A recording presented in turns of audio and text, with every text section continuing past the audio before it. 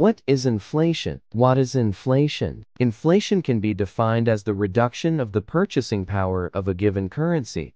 It's the sustained increase in the price of goods and services in an economy. While relative price change usually means just one or two goods have increased in price, inflation refers to an increase in costs of nearly all items in the economy.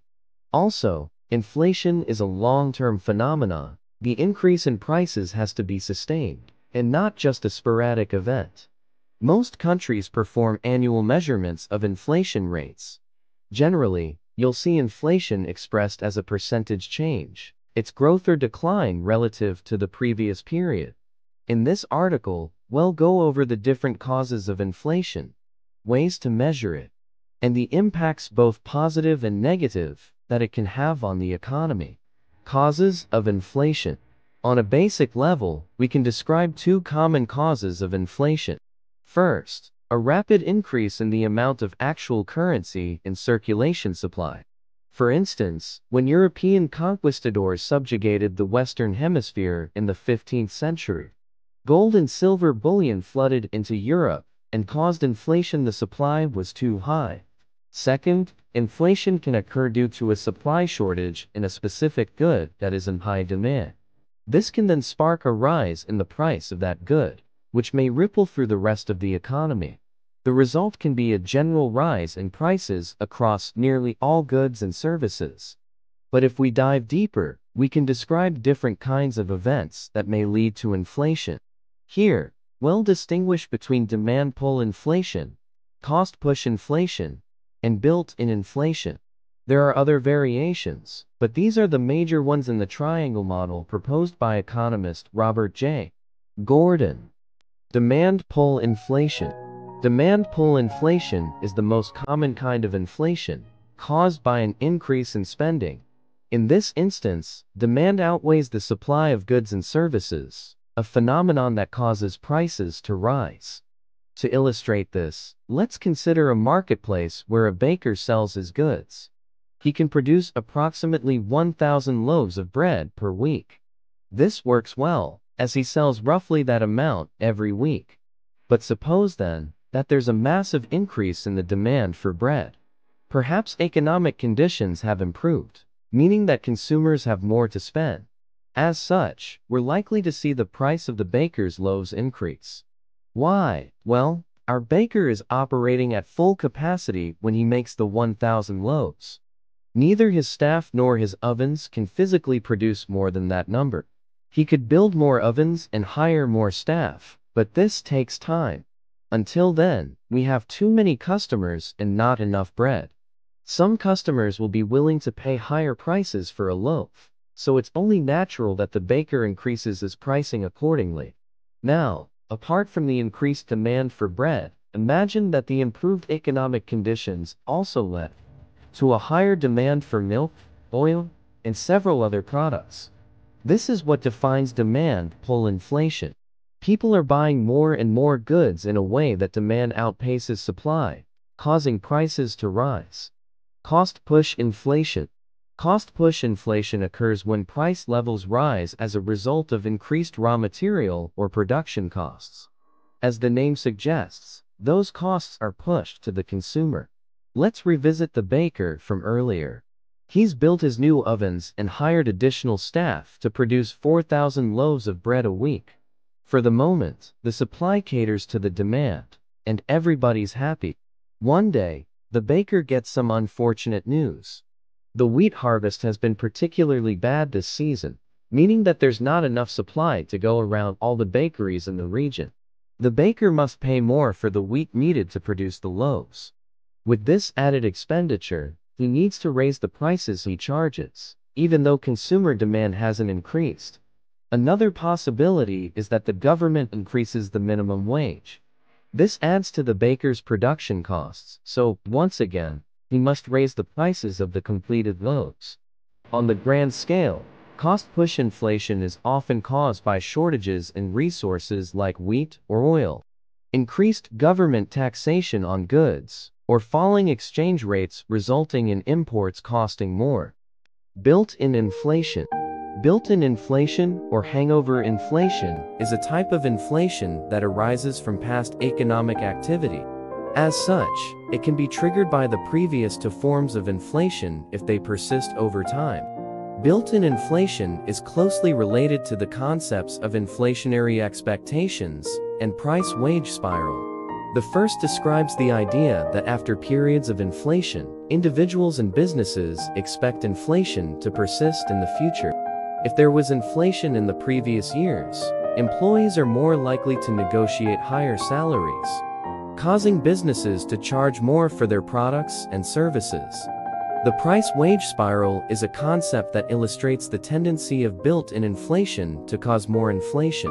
It may occur when employers and workers can't reach an agreement on the value of their wages, while workers demand higher wages to protect their wealth from expected inflation. Employers are forced to increase the costs of their products. This may lead to a self-reinforcing cycle where workers demand for even higher salaries in response to the increased costs of goods and services, and the cycle continues. Remedies to inflation.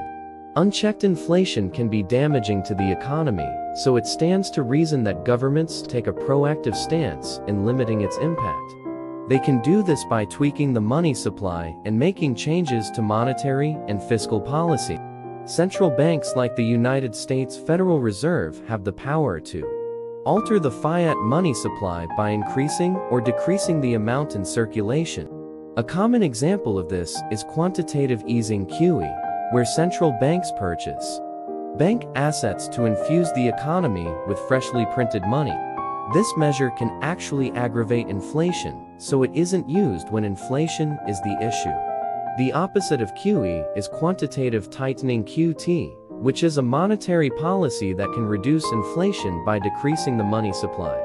However, there is little evidence that supports QT as a good remedy to inflation.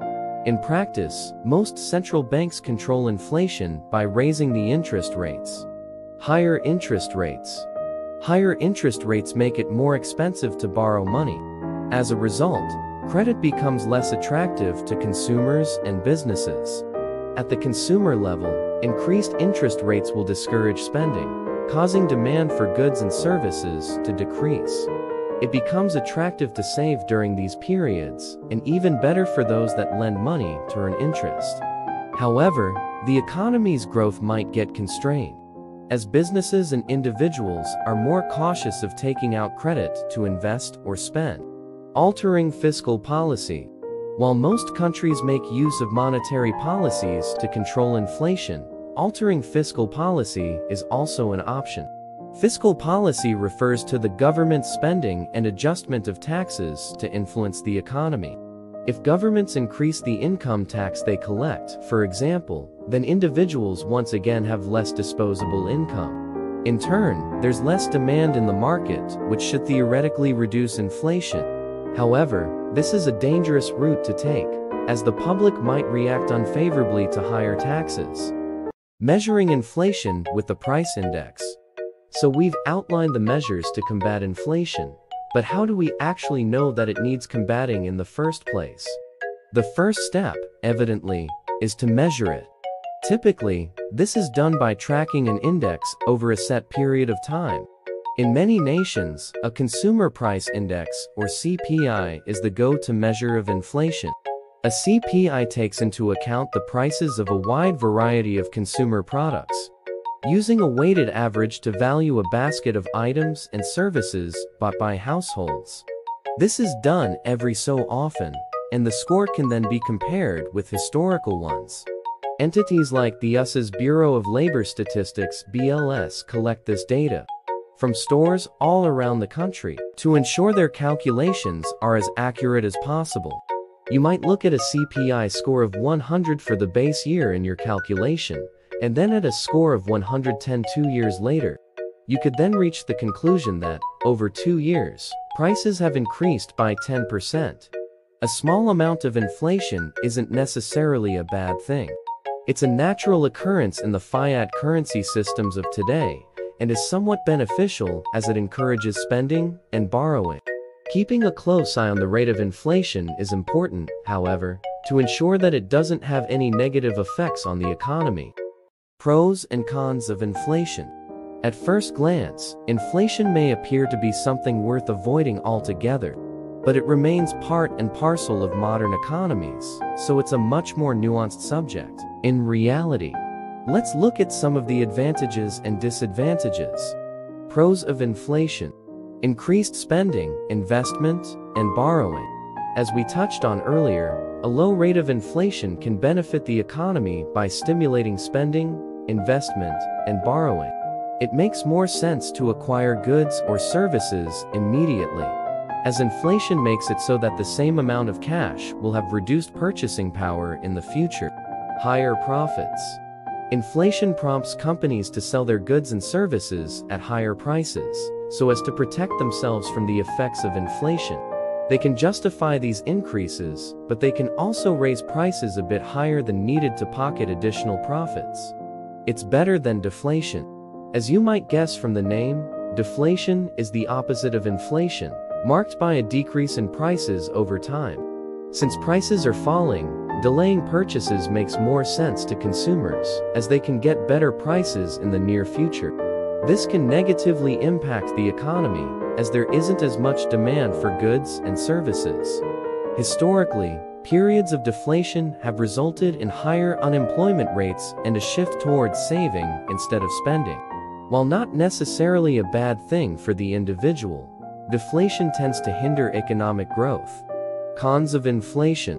Currency devaluation and hyperinflation. Finding the right rate of inflation is difficult, and failing to control it can yield catastrophic consequences. Ultimately, it erodes the wealth that individuals hold. If you store $100,000 in cash under your mattress today, it won't have the same purchasing power in 10 years. High inflation can lead to hyperinflation, which is said to occur when prices rise by more than 50% in 1 month. Paying $15 for a basic necessity that only cost $10 weeks prior isn't ideal, but it rarely stops there. In periods of hyperinflation, prices often far exceed the 50% rate, essentially destroying the currency and the economy. Uncertainty. If inflation rates are high, uncertainty can take hold. Individuals and businesses are unsure of where the economy is heading, so they'll be more cautious with their money, leading to less investment and less economic growth. Government interventionism. Some are opposed to the idea of the government attempting to control inflation, citing free market principles. They argue that the government's ability to create new money, or BRR, as it's popularly known in cryptocurrency circles, undermines natural economic principles. Closing thoughts. The effects of inflation are such that we witness prices increase over time, causing the cost of living to rise. It's a phenomenon that we've come to accept. After all, if it's controlled correctly, inflation can be beneficial to the economy.